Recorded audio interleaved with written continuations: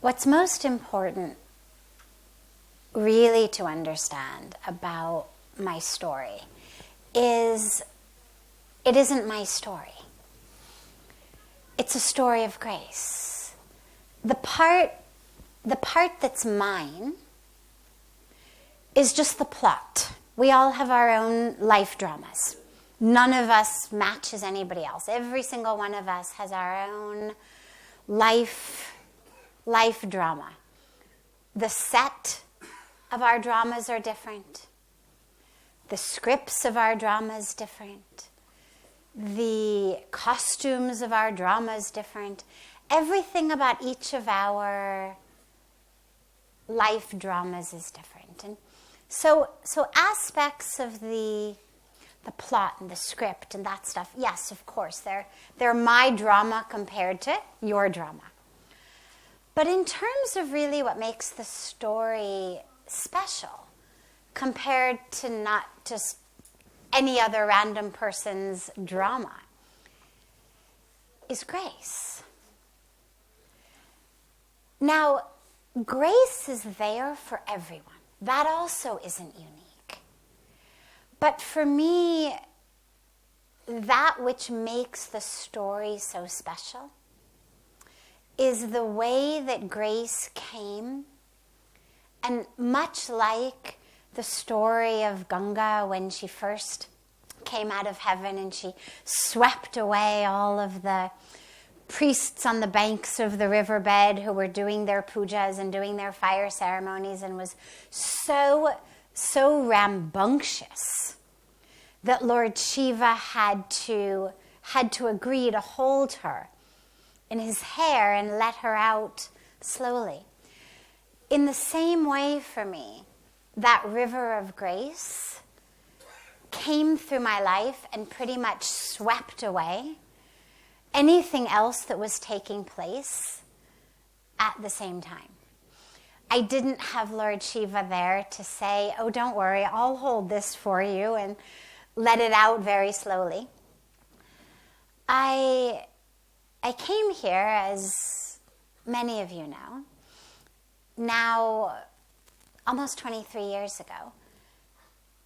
At the age of 25, I had graduated undergraduate from Stanford in psychology. I was doing a PhD in psychology.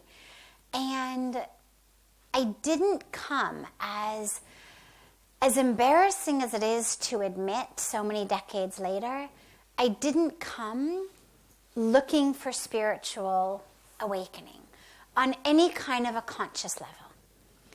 In retrospect, I would love to have one of those stories that goes, I had always prayed to God to show me a deeper path, a higher path. I had prayed to God to awaken me and enlighten me.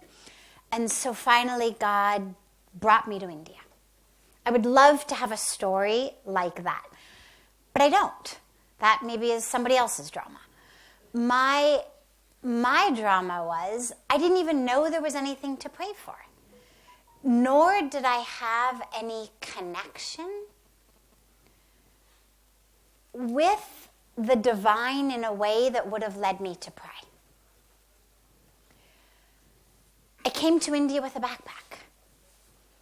I came on a semester off of a PhD program to travel. In Delhi, I opened up a big, thick, Lonely Planet guidebook. There was not Google at the time. We had email. Stanford, even when I was an undergrad, had set up email by that time. And my roommate, I remember, used to go to this big room in the middle of campus and check this funny thing called email. And I remember thinking, and why bother? Like, you're going to see the same people you're sending messages to in class. Why in the world? And I remember thinking at that time, this email thing isn't going anywhere. What a waste of time. Why would you leave a message on a computer when you could go and actually hand somebody a message in their hands? But anyway, so email existed, the web as we know it didn't exist.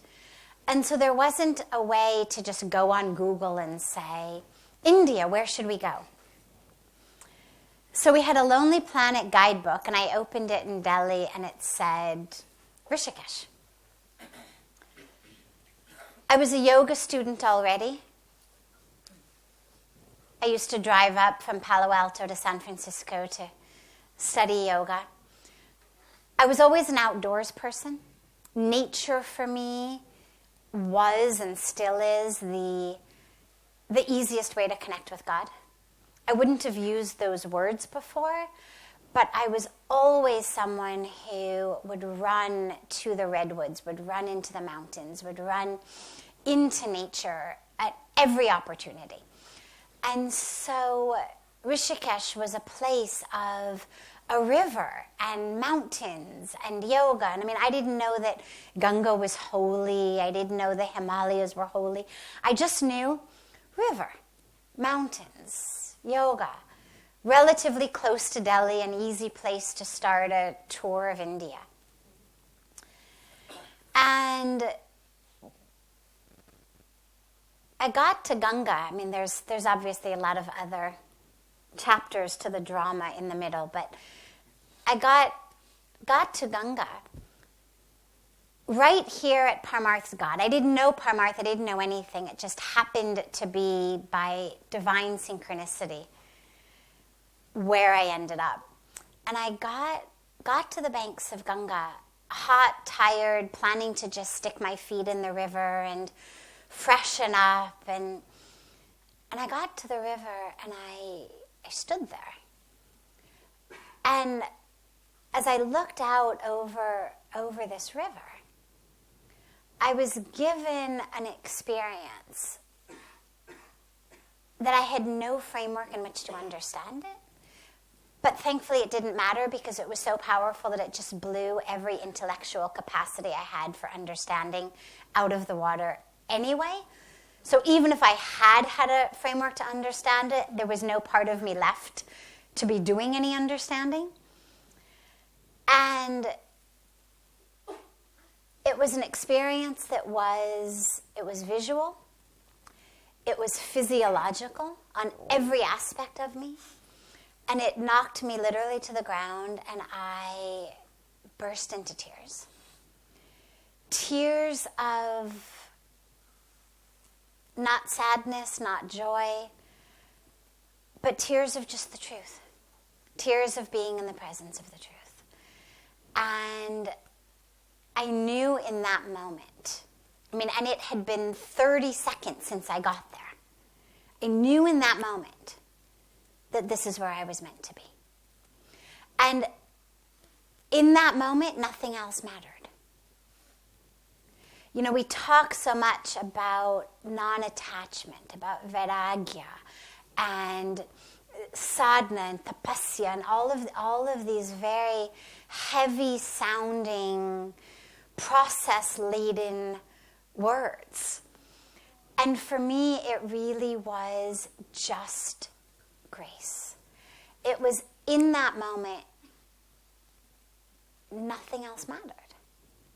It wasn't that I didn't care. It wasn't that I didn't love my family, love my loved ones, love my things, love my PhD program, love my goals. It wasn't that. It was just that it didn't really matter. The only thing that mattered was staying here. It was like everything else in my entire life, everyone I knew, everything I knew, everything I owned, every goal I ever had was here on the one hand. And staying here was here on the other hand. And it didn't even compare.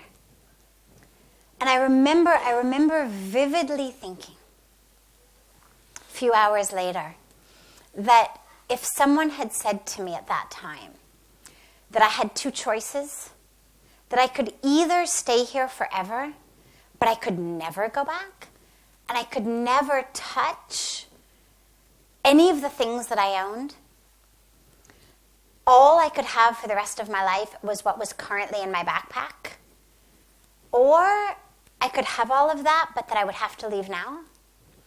That I remember thinking, literally that same evening, that it wouldn't have even been a question.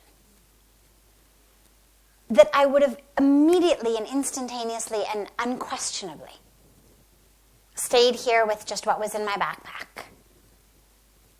That it was that full. About a week later, I finally met Puja Swamiji. I finally had his darshan. And when I finally met him, it felt like I had had over the last week so many of these incredible experiences. Awakening experiences, you can say. Opening experiences, experiences of truth, experiences of divine connection. But none of it made sense. Now again, that didn't trouble me. I was not disturbed in any way at that moment by the fact that it didn't make sense, because I was in such a state of bliss that being disturbed was just not even part. There was no room for disturbance. But I was aware in the bliss that none of this made any sense. It just was okay that it didn't make sense, but I knew it didn't make sense. And I kept saying, oh my God, it's so beautiful, and it's so beautiful, and that was all I could say. But I knew in my mind, in some almost vestigial intellect, that if all I was meant to do was sit on the banks of Ganga and cry ecstatic tears for the rest of my life, why would I have been given what I was given? Why would I have gone through the experiences I had gone through? Why couldn't God have just sent me here as a, 17-year-old high school dropout hippie? Like, why bother going through all of what I had gone through if it was just supposed to be about me and tears of ecstasy? And I also had no idea, where was I supposed to be? I mean, I knew it was the banks of Ganga, but was I supposed to just camp out here with a sleeping bag forever? And what was I supposed to do? And those thoughts all kind of moved around in my mind for a while. Again, not causing any disturbance, but just causing an awareness that there were all of these unanswered questions.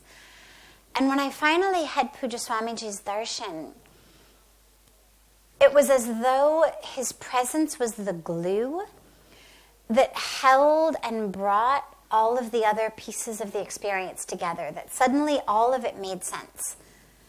Suddenly, yeah, okay. So this is where I was supposed to be.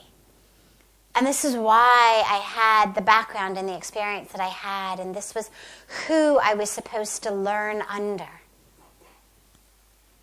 And so it was an incredible experience. And again, I've stepped over and fast forwarded through a lot of it, because otherwise we'd be here till tomorrow morning with just this. But circling back to where I began about it being an experience of grace, a story of grace rather than my story, is because the only thing, almost 23 years in retrospect, that I can even begin to claim any kind of credit for. When people say, oh, you made this great decision, wow, you left those things behind. And it wasn't like that. There was no sense in me at all of having any decision to be made. The decision was made for me.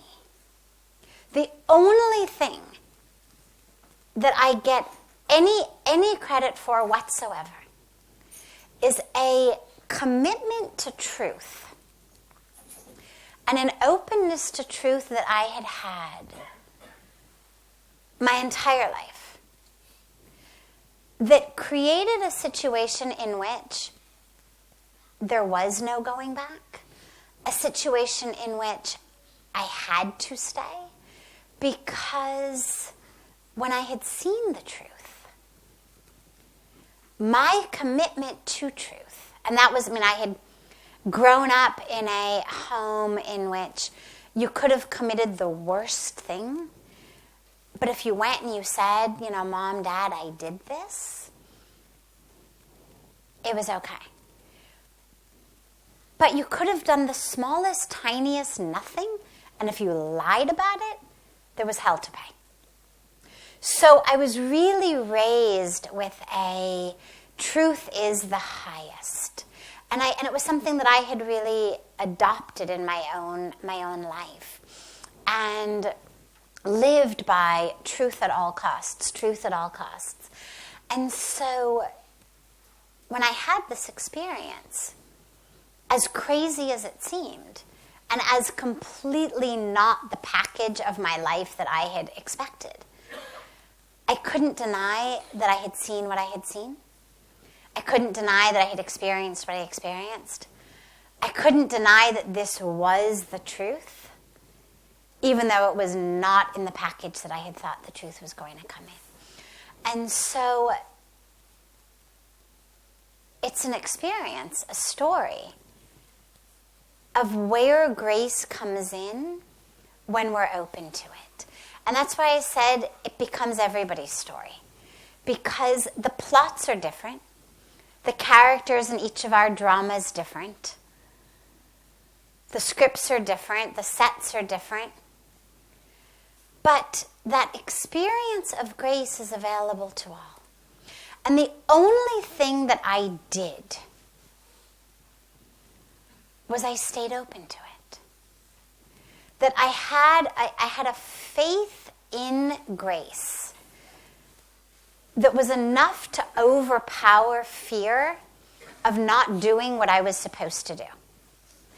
Otherwise, that's what keeps so many of us from living grace, is we think, oh my God, this isn't what I'm supposed to do. Here's what my life is supposed to look like. And we live in those boxes of somebody else's supposed to. Not our supposed to. Not our dharma. Not our drama, not our story. But somebody else's supposed to. And we live in that. And what I had was an openness to faith of the truth and the power of truth. That it overpowered any fear of not doing what I was supposed to do. And for that, I will always be grateful, because otherwise it would have been so easy to just say, oh, that was so beautiful, that was so great, and, I'll come back on my summer holidays. But I knew that I had seen truth. And every one of us is invited. Every one of us is more than invited, is encouraged to open ourselves to that truth of the universe, to open ourselves to that grace. People say, oh, I wish that I had grace in my life. But grace is there. Puja Swamiji always talks about the sun is shining. But if we're in a room and the curtains are drawn, we don't experience it. But the answer isn't sitting in the room praying for the sun, doing sun pujas and sun salutations and whatnot. But the answer is opening the curtains. And for me, it really was about staying so true to what I knew to be true. And I had no idea where it was going to take me. I had no idea I was supposed to be here forever. I just knew I was supposed to be here now. And as now, 1 minute became the next moment as the next. People would say to me from the beginning, they'd say, well, so do you think you're going to, how long do you think you're going to be here? What do you think you're going to do?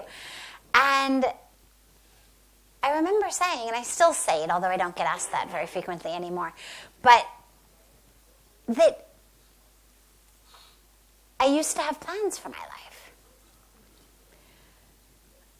But that God was running my life so much better than I had ever run it, so much better than any of my planning had ever brought me to, that for me to take my life out of God's hands and back into mine would be foolish. Because God was doing a much better job than I had.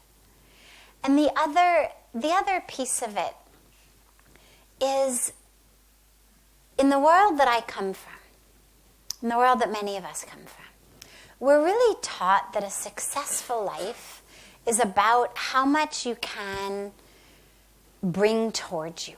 Whether it's possessions, whether it's people, whether it's titles, whether it's acclaim, whether it's wealth, whether it's, social standing, whatever it may be, popularity, beauty, whatever we may be looking for. But we're really taught that the goal of life is how much can I bring toward me? And the problem with that is it focuses us in the wrong direction. It focuses us to think about what can I get rather than to think about what can I give. And it focuses us to think about what do I not have rather than what do I have.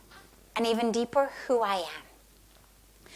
And so even though we may not necessarily get everything we want, I may not necessarily be as rich or as popular or as titled as I, in my wildest fantasies, may envision. But what I've gotten is a fast-track certification in not enoughness. And no matter how much I get, it's never enough. Because that has become my reality. My habit, my way of being has become wanting more, wanting more, wanting more. And so not only does it drain my time and my energy and my pocketbook, but it actually roots me in a way of moving through the world, a sanskara, a neural network of not enoughness.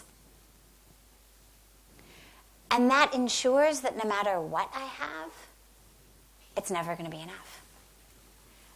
And I may get to a point where I'm rich enough, but then I'm not beautiful enough, or I don't have enough friends, or I'm not popular enough, or I'm not doing enough for other people, or I'm not giving enough, or I'm not, whatever it may be. That pattern is still the same. It's still not enough. You, at the core of who you are, is not enough. And we spend our lives like that. And what being in India has taught me is that the enoughness comes not from anything outside, not from what you do, not from what you own, not from who you know, but it comes from connecting to the part of you that has never been anything other than enough, that was never divided, that was never broken, that doesn't need to be fixed, that was never injured and never needs to be healed, that's not half and looking for its other half. But it connects you with the part of you that is truly overflowing. And that's the abundance. When we talk about praying to Lakshmiji, right? We do, in India, so many people pray to Lakshmi, right? Mahalakshmi, this is Diwali. Our biggest festival is that we pray to Lakshmi. Well, if you talk to most people about what Lakshmi symbolizes, it's abundance and prosperity, but we tend to think of it as what I'm going to get, wealth.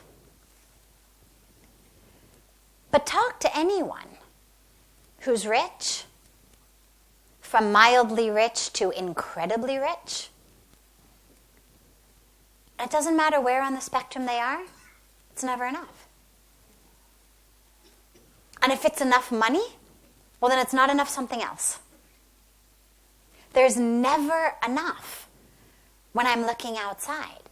And the truth is, what Lakshmiji is the symbol of, really what connection to the mother goddess energy gives us, is a connection to the experience of abundance within ourselves.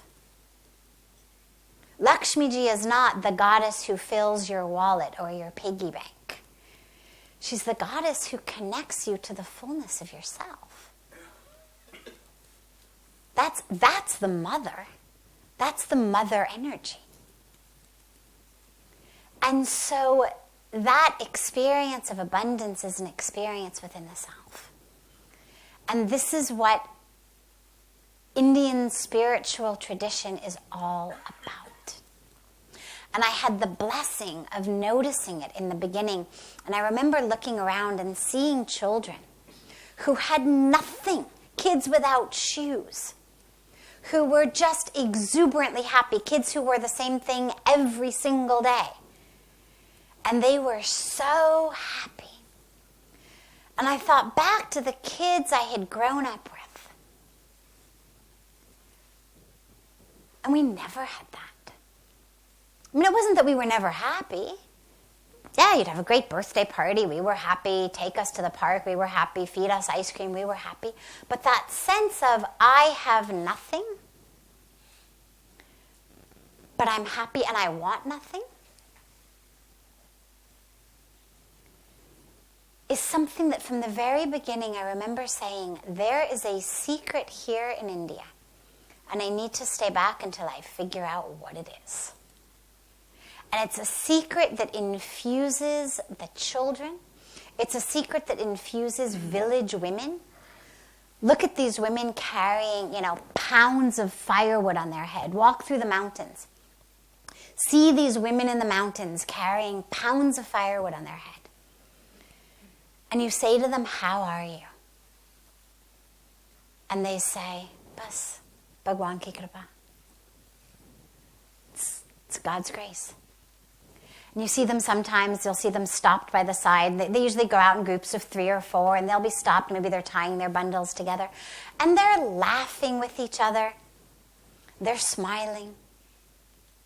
You think, my God, if I had to walk 5 kilometers or more with firewood strapped to my head, I wouldn't be smiling. If I had just spent my day with a machete cutting branches off of trees to go home, and when I know that what's waiting for me is to cook the family meal, and then to clean up the family meal, and then to do whatever else I need to do, I wouldn't be smiling. But the secret of these women is the secret of this culture, which is it has nothing to do with that. They're not smiling because of their life situation. They're smiling because the source of joy has nothing to do with their life situation. And that's something that so many of us who have good life situations have forgotten.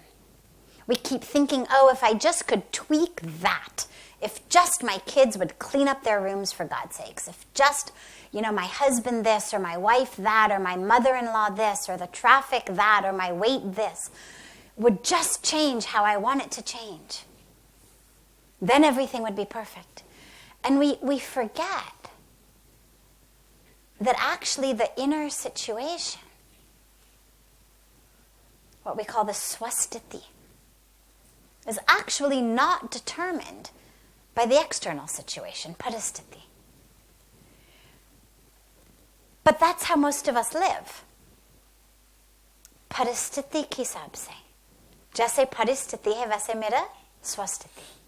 Paristiti is good. Things are good outside. People are being nice to me. They're doing what I want. I'm great.